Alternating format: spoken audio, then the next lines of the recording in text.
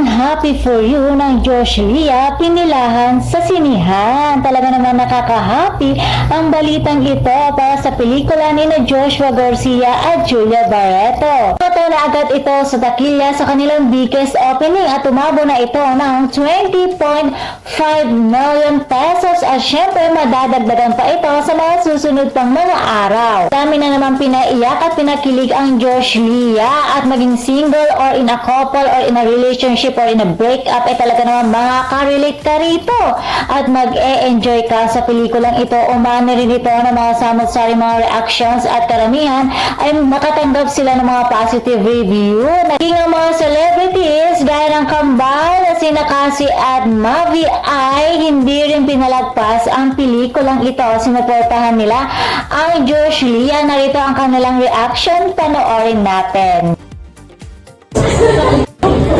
Tama. It's been a while for Josh Lia, no? So ito yung tamang approach na everyone actually needed sa buhay nila. So it's the perfect a lot of people can relate. As in, a lot. Nakagulat. As in, Hindi mas sorry, kay Wancho or kay Zai? Alam mo yung maganda sa movie, it's everyone has a point sa buhay nila na naging Wancho sila, naging Zai sila. yes, I was going to say that. I think wala silang point sa buhay na full-on Zai lang sila or Wancho.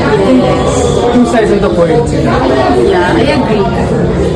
So, kung kilala niyo si Wancho and si Zai sa buhay, anong advice bibigyan sa kanila?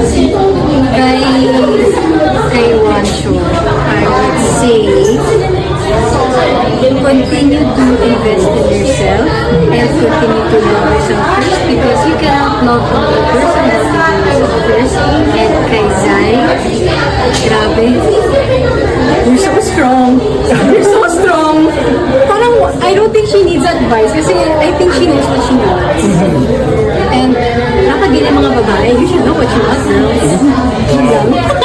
Ako, gagayahin ko lang si tatay para kay Wancho. Tama na! Sabi ko, tama na. At para kay Zai naman, tulad ng sinabi ni Cassie, gagayahin ko na lang. Hindi na kailangan ng advice eh. Lakas na ni Zai eh. Alright, so last na lang po, to invite na lang po sa mga di pa nakanood ng Unhappy For You. So ayun nga mga chikadoras, nagustuhan nga nila Cassie at Mavi ang pelikula ni na Josh Lia. Meron naman akong nabasa rito sa X na nag-review o nag-honest review siya. Galing ito kay Fudo. Ayun, pinost niya na overall maganda daw at nirate niya ito ng 8.8 over 10. Ayun, maganda daw ang movie at sulit yung napakamahal na ticket. Ayun, at syempre mayroon pa siyang pinost. Napaka-detalyado kasi ng kanyang review. So, basahin natin mga chikadoras. So, ayon sa kanya, what's good? In acting, I like the contrast between Wancho and Z. Si Wancho, yung sad boy, habang si Z naman, medyo restrained ang emotions. Ang ganda ng performance ni Joshua sa mga confrontational scenes. Ikaw ang masasaktan para sa kanya. Si Julia naman, stand out siya sa lahat ng flashback scenes. Ang sarap ng boses niya at talagang kuhang-kuha niya yung Loida Magtalas at Jeannie Gonzalez acting. Gusto ko yung direction na kinuha ng mga writers para sa karakter ni Julia. Hindi niya kailangan sumigaw o humagulgol para maramdaman mo siya. The subtle acting. Yung mga silent moments ay talaga namang commendable. Ang raw ng emotions at makikita mo na ang mga mata nila mismo ang nag-a-act. Para naman sa supporting cast, si Nonoy Bincamino, Ketchup Eusebio at Sweet Lapos ay remarkable bawat isa sa kanilang paraan. Personally, gusto ko yung sub-story ni Sweet Lapos. Ang saya lang talaga. Ang sarap panoorin. Pati yung locations, ayoko nang spoil. Ha ha ha. At ito naman ang masasabi niya sa Naga. Ang ganda pala ng Naga. Curious lang ako. Totoo bang restaurant yung Laya at Casa? If yes, gusto kong puntahan. At ito naman ang masasabi niya sa ending. Parang lahat ata sa sinihan umiyak sa part na to. Ang galing ni Julia.